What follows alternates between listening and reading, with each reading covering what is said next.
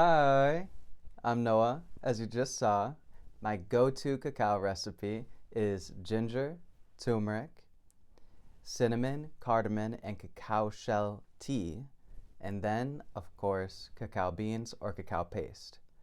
Side note, Don't use cacao powder to make ceremonial cacao because they extracted all of the cocoa butter out of the cacao and we want all the cocoa butter.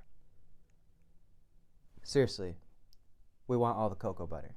So after mixing all this together, I might add some powders like ashwagandha or macuna bean, maca bean, maybe some mushrooms like chaga, turkey tail, or reishi, or just leave it as it is. Sometimes I don't add anything.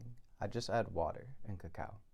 In a ceremonial space, I like to have 2 to 3 cups of cacao per person, with 30 to 42 grams of cacao in each cup, depending on how many people are coming to the gathering and depending on how big of a pot I have and how big of a pot I can bring to wherever I'm going.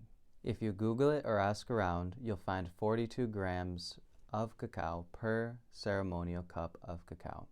However, there are many successful cacao ceremonies where they only use 32 grams of cacao per cup. If I plan for everyone to have only 1 cup, I will make sure there is at least 42 grams of cacao in each cup. However, if I plan for everyone to be able to have 2 to 3 cups of cacao, I'll make sure that there is at least 30 grams of cacao in each cup. When preparing for a cacao ceremony, you could use a kitchen scale and weigh out each individual cup, or if you have prepackaged cacao, a lot of these have the amount in them written at the bottom. So we can see here 454 grams of cacao, so we know that's about 11 people at 42 grams of cacao per cup. So that's for about 11 or 10 people. Maybe we've got 20 people, so we use 1,000 grams of cacao. Maybe we got 40 people coming, roughly, so we could cut up 2,000 grams of cacao, and so on and so forth. So you don't always need to use your kitchen scale, but it can definitely be useful and precise. And if you have cacao beans, then I don't know how else you'd really know because some cacao beans are drier than others. So use your kitchen scale if you're using cacao beans. That's it. I hope this helps. And let's talk next week about what a cacao ceremony is.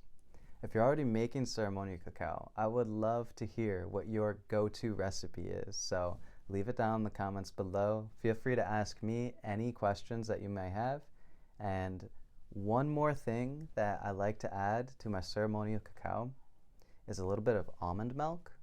Never sugar, but a little bit of almond milk.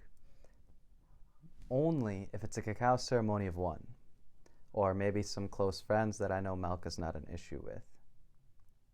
Anyways, see you next time. Bye!